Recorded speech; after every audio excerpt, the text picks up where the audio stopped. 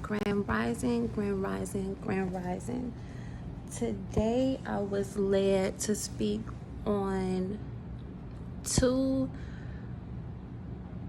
messages that I find interesting. I was led to 2 Corinthians, and I was also led to Judges 3. Initially, I did not know if that was like Judges chapter 1 verse 3, and so I read both and I realized that it was definitely chapter 3. And I realized out the chapter exactly what I was supposed to pull from it. Now, when it comes to 2 Corinthians, you guys, I was in such awe and amazement after reading these things. It made me just understand on a more deeper and empathetic way. Once reading that, certain verses start flooding into my mind, and I just started piecing things together, and it's like, oh, that's why he said that. Oh, that's what that means. And I was not understanding it at first. I did not understand it. I thought I did, but now I really do. It's safe to say that I grasped the concept of it initially, but the deepness and the impact of it did not hit me until this morning. So in verse 15 on 2 Corinthians chapter 3, it says, "But even unto this day, when Moses is read, the veil is upon their hearts." And I go on to read verse 16, and it says, "Nevertheless, when it shall turn to the Lord, the veil shall be taken away." And Moses was speaking to people that were unhearing and unseeing. And it made me think of myself. The Bible will always speak on you and your life. It's like an open book to your life. And I'm looking at my life and I'm thinking about the incident that I'm enduring when it comes to my ex-husband in certain ways where he chooses to do things, to the point where this morning I actually text him and, I'm like, I forgive you. And I meant that on a heartfelt level, because people are they're literally unaware of what they're doing. Now I know y'all coming at me right now like, Allie, they know what they be doing. Sis, I'm with you. Bruh, I'm with you. But just catch my drift. Hold on.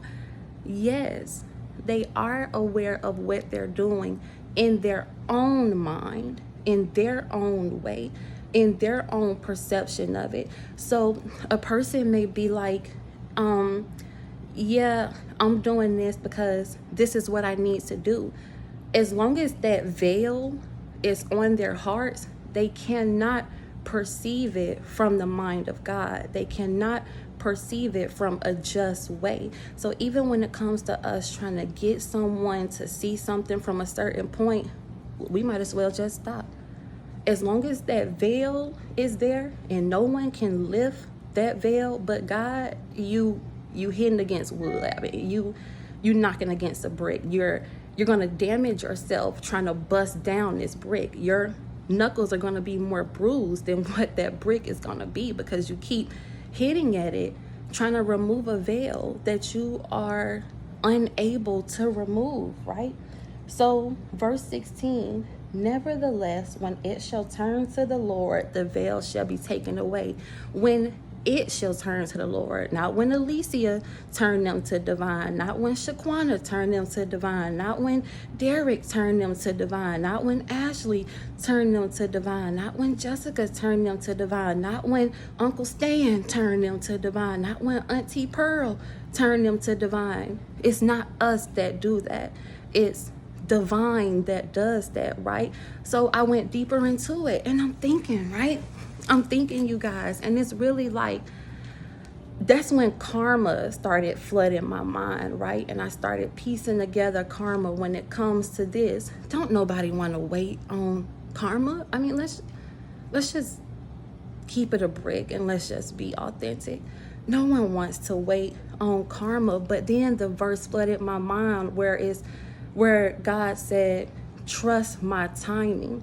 And I'm starting to understand what trust my timing means, because what we try to inflict on someone to make their karma, it's a waste of our time, because as long as that veil is on their heart, they still not gonna get it to the extent that you want them to.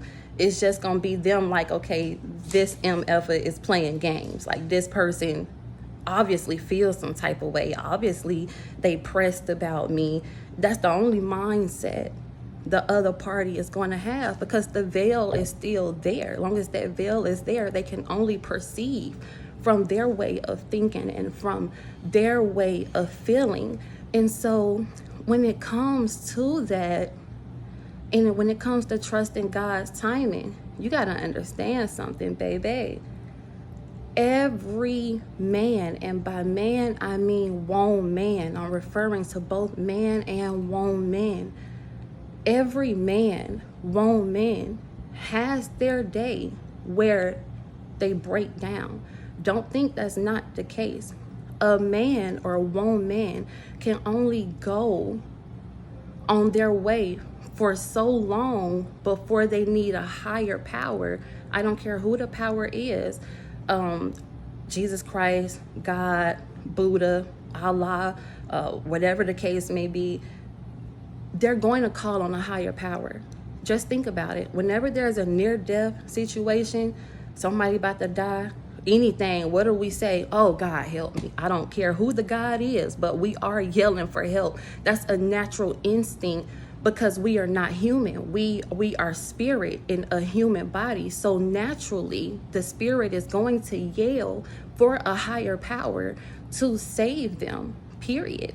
And so I want to encourage you guys to allow that higher power to step in without you trying to. Once that higher power, okay, first off, just follow me. When we choose to go our own way and are not obedient, divine then takes its hand from off of us, right? So now we're walking in our own way. Divine has to take his hand from off of us, or its hand from off of us, so that we can see what comes with us trying to do things without the guidance of God, without the guidance of divine. So though God is just, he is going to save us. Divine is going to save us, but it's not going to be until we are at a point where we break down. That's when we're like, I can't do this. I can't. I mean, you just tried so much out of yourself that you can't do it. Now check this when it comes to karma, right? And this is why the Lord also says, vengeance is mine. We can't get vengeance how the Lord gets vengeance, how divine gets vengeance, how God gets vengeance.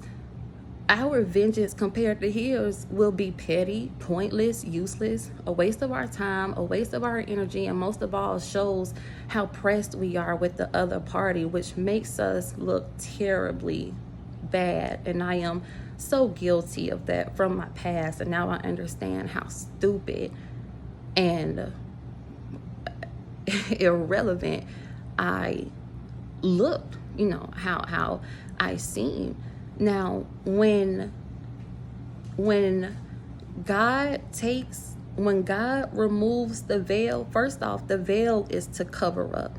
The veil is used to cover up something. You have brides that wear a veil over their face. They're hiding behind that veil. So you can only see so much of their face, but you're not getting like the full view or picture of their face. So it is when the hearts of man or woman are covered up with the veil, when the minds of man or woman are covered up with the veil. They can only see so much. It's like bits and pieces. And therefore, they cannot conclude what should be concluded in the state that it should be concluded in. Now, this is where karma comes in at. Karma, thank you, Spirit. That was a good thing. That was confirmation. Karma is basically memories. Karma is basically old memories. And when old memories bombard a person's mind, don't think that's little. Don't think that has no effect. When all the person has to do but think, just think of jail, isolation. You don't have no distractions. All you doing is thinking. You're thinking about what got you there. You're thinking about everything. And then that's when you are convicted, not condemned. Convicted. Condemn is to bash. You did this, you shouldn't have did. That's condemning someone. Conviction is more so of bringing something to someone's attention, which allows them to see it for themselves. It's a nudge, and that image replays verbatim exactly how it went in that other person's mind. So just think of a person in jail, isolated for a year, where they get an hour of free time a day. Now, 23 of those hours are flooded. Thank you, Spirit. 23 of those hours are flooded with memories and words that was said and actions that was did and warnings that tried to come and help that was trying to be there, hands held out that was trying to reach for you or pull you up. And now this person is like, wow, I'm not even supposed to be in this situation. That's one of the worst feelings in the world. And I've been locked up superfluous time, so I know. To know you could have prevented something and you're stuck in that season, stuck not in a sense that you're not going to get out of it, but stuck in a sense of you're going to have to go through the motion because you brought this upon yourself. That's law, period. You cannot bypass law. Law will be fulfilled, period. That's a universal law as well. You guys can look into the 50 laws of the universe, just to feed yourself and load them bullets in your clip so you're not walking around empty. So you can definitely do that. And so the verse also came, forgive them, Father, for they not know what they do. I don't remember that was the Lord. That was the Lord on the cross. And he said, forgive them, Father, for they know not what they do. And when I read that years ago, or that be on movies and stuff like that, you just hear about stuff like that. I always thought like they do know what they're doing, like they're doing it. You get what I'm saying? But I understand now. They only know from their perception of it because the veil is still over their hearts and minds. They are unable authentically to fully see what it is because the veil has not been removed from them. And I need you guys to understand that it's not your job to remove the veil. Do not attempt to remove the veil. All right. Verse 17 says, now the Lord is that Spirit, and where the Spirit of the Lord is, there is liberty. Where the Spirit of the Lord is, there is liberty. Liberty is freedom. Once you grasp that concept, you're free. Once you grasp that concept, you are free. Choose to be free. Don't take offense to anything that people do. Don't take offense to anything that people say. And I'm not saying to permit that either, because God tells us to guard our hearts and our minds. We're supposed to put on armor to prevent us from being hit with these flaming darts, these flaming words, these flaming actions, these things that partake and play around on our mind, which then alters our emotions, which then alters our mood, which then alters our perception and our day. And it's just like a domino effect. It's a domino effect. So guard your heart and your mind, and remember that we do not battle with flesh and blood, but principalities of high places. We're not battling with people, you guys. Don't be so conformed to this 3D realm, to this false illusion, this facet of what we feel we are experiencing on a day-to-day agenda. We are fighting against spirits that are trying to fulfill the ultimate mission, which is have us deviate from a higher power to the point where we don't know who we are. If you don't know who you are, you will operate as someone who do not know who they are, and your life will reflect just that. Know who you are. Keep bullets in your clip. There's no point in walking around with a tool and it's not even loaded. I mean, what are you trying to do? Pretend? You trying to fake it? Like, know that, you know how they say, if you pull it out, use it. Don't just pull your stick out. Somebody do something to you that's detrimental. Don't just pull your stick out. Those are empty threats. Use it, and use it not in a physical way, but in a spiritual way. You can't bring a knife to a gunfight. How? You brought the wrong tool. That's stupid. You understand what I'm saying? So understand that this is a spiritual battle, and fight in a spiritual way. Use your spiritual tools. Thank you, Spirit. And I will record another video. Speaking on the spiritual tools that you can use. So last but not least, we're going to go to Judges 3. Okay. And in Judges 3, there was a judge named Ehud. I do not know how to thoroughly pronounce these names.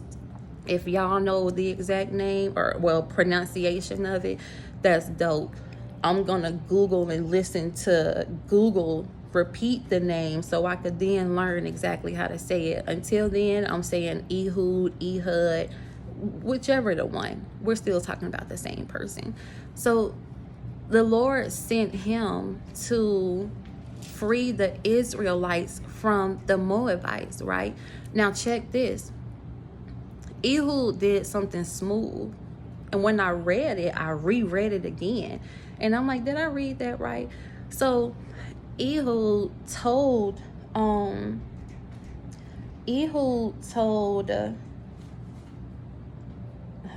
on. Ehud told Eglon, which is who the Lord is trying to basically knock off so that the Israelites are free. Ehud told Eglon, the Lord has a message for you. And he walked up to him. Now, Ehud is left-handed. So he took his left hand and basically dapped the dude up. What's going on? He's left-handed. He dapped him up. The Lord has a message for you. And he came to him, but he took his right hand and pulled the dagger from his sheath, and he stabbed him with it. Never let someone know they're in trouble or you will lose.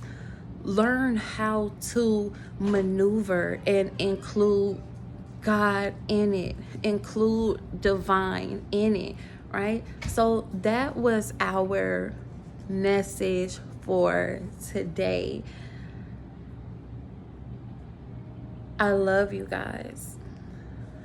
Aim for liberation, aim for freedom, and don't take on the role of God, or you will hurt and harm yourself.